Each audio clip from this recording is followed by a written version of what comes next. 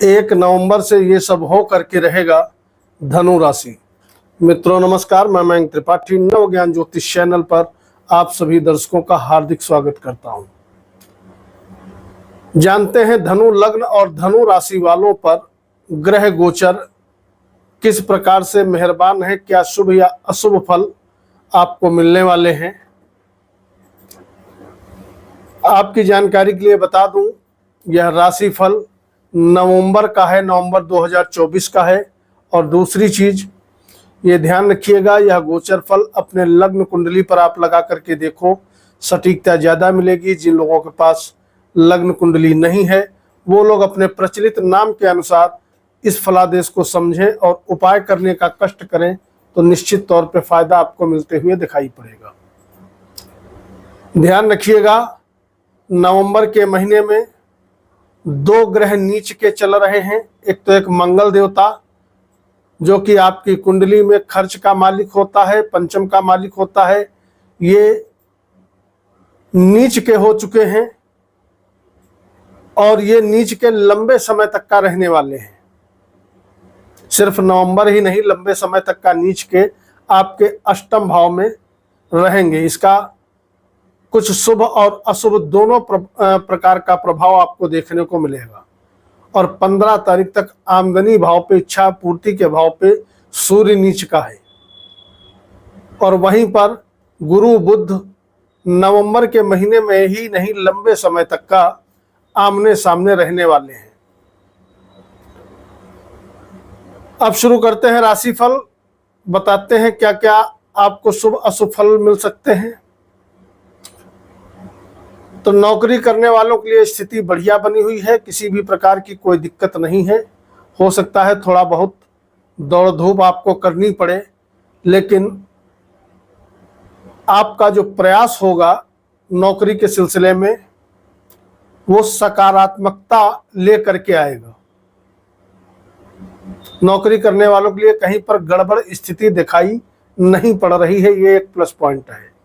लेकिन जिनके पास नौकरी नहीं है तो जॉब अपॉर्चुनिटी नई बनते हुए भी इस अवधि में दिखाई नहीं पड़ रही। हाँ, नौकरी में बदलाव के योग जरूर चल रहे हैं जो कि अभी 15 नवंबर तक का चलते हुए दिखाई पड़ेंगे। जो व्यापारी हैं, व्यापार उनका बढ़िया तरीके से चलेगा, कहीं कोई दिक्कत नजर नहीं आ रही है। प्रेमी जोड़ों का प्रेम ठीक ठाक रहने वाला है। अगर बात करें विद्यार्थियों की, तो विद्यार्थियों के लिए समय 50-50 रहने वाला है, क्योंकि बुद्धि भाव पे एक तो एक नीच का शनि की दृष्टि पड़ रही है और उधर मंगल भी नीच का हो गया है। तो परिश्रम के साथ ही आपको आगे बढ़ना पड़ेगा, थोड़ा परिश्रम अधिक आपको करना पड़ेगा। लेकिन प्लस पॉइंट ये है, यदि परिश्रम करोगे तो परिश्रम आपका व्यर्थ नहीं होगा, उसमें आपको रिजल्ट पॉजिटिव मिलता हुआ दिखाई पड़ेगा। प्रेमी जोड़ों के लिए स्थिति बहुत अच्छी नहीं है, प्रेम में बहुत अच्छी सफलता मिलते हुए दिखाई नहीं पड़ रही है, इस चीज का ध्यान रखें। अगर वैवाहिक जीवन की बात करें तो वैवाहिक जीवन भी सो स्थिति दर्शा रहा है। इस समय जो जातक कहीं पर निवेश करना चाहते हैं, विशेष सावधानी बरतें तो आपके लिए अच्छा है, क्योंकि निवेश के लिए समय उत्तम नजर नहीं आ रहा है। अगर भाग्य की बात करें तो 15 नवंबर तक का भाग्य आपका बहुत तेजी से साथ देता हुआ नजर आएगा। भाग्येश बेशक नीच राशि में बैठा हुआ है, लेकिन एकादश में सूर्य बैठ करके अति विशिष्ट कारक हो जाता है। और यहां पर सूर्य अगर नीच का भी हो तो भी जबरदस्त तरीके से फल देता है। भाग्य आपका जबरदस्त तरीके से बढ़ाएगा और पंचम भाव बढ़ाएगा,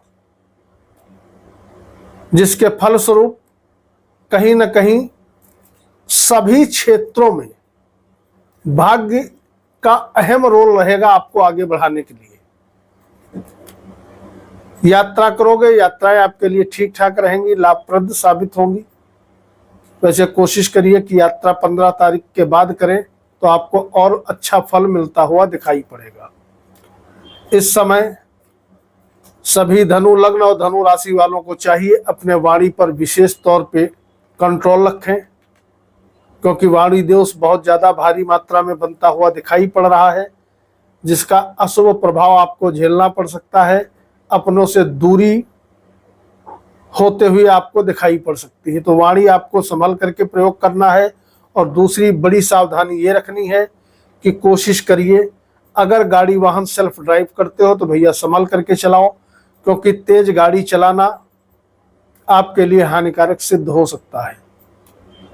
इस समय छोटे भाई बहनों का बहुत अच्छा सहयोग नहीं मिलेगा, और जिन लोगों के पास नौकर चाकर हैं, अब सबके घर में तो नौकर नहीं लगे हैं, लेकिन जिनके पास नौकर चाकर हैं, अधीनस्थ कर्मचारी हैं, उनको चाहिए अपने नीचे के स्टाफ पर थोड़ा आंख खोल करके रखें, क्योंकि उनका बहुत अच्छा सहयोग आपको मिलता हुआ इस अवधि में दिखाई नहीं पड़ेगा।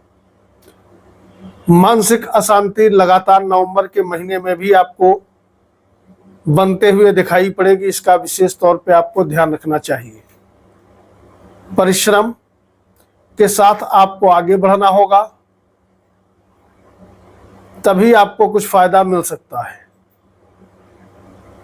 इसके बाद अगर बात करें शेयर सट्टा वगैरह की, तो भैया आपके कुंडली में गोचर बहुत शुभ संकेत नहीं दे रहा है, तो ट्रेडिंग वगैरह यदि करते हो तो संभल करके चलो, और अपने जो भी आपको परामर्श वगैरह देते हैं उनसे राय लेकर के ही कोई काम करना, कहीं पर निवेश करना। कहीं नई जगह पे यदि जमीन वगैरह में, प्रॉपर्टी वगैरह में पैसा लगा रहे हो तो कागज 4 बार 5 बार पढ़ लेना, उसके बाद ही कहीं साइन करना। स्वास्थ्य की यदि बात करें तो लग्नेश आपका बेशक छठे भाव में है, लेकिन किसी पापी ग्रह के प्रभाव में नहीं है।